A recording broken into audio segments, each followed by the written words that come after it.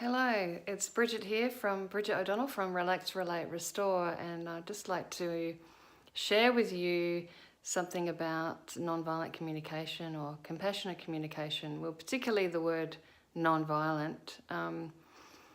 In my experience, it's often something that puts people off doing a training because they'll say things to me like, I'm not violent, I don't need to do your training, I don't live with anyone who's violent, so why would I want to come and do a training on non-violent communication? And so I wanted to explain to you a bit about what you might gain from coming to a workshop, even if you're not violent yourself. I guess it's really, for me, it's about a paradigm shift around a belief that there are good and bad people in the world, or that some people are evil.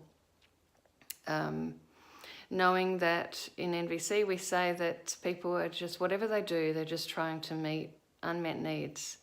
And they're precious needs that we all share. Needs like belonging, safety,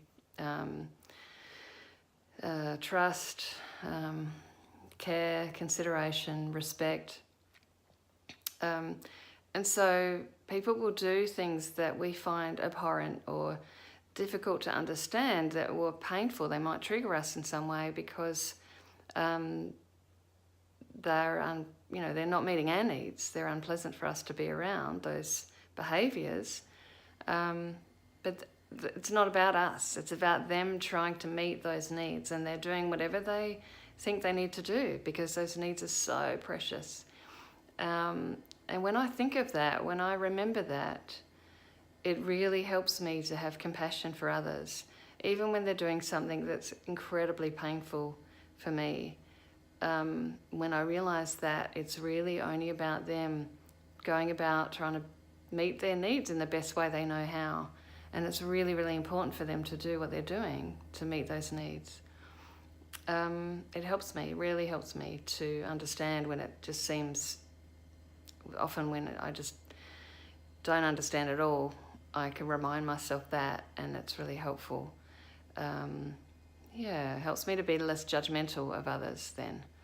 And so that's one of the things that we learn in nonviolent or compassionate communication, to really have more insight, and for ourselves as well as others, insight into why we behave in ways that might be painful for others.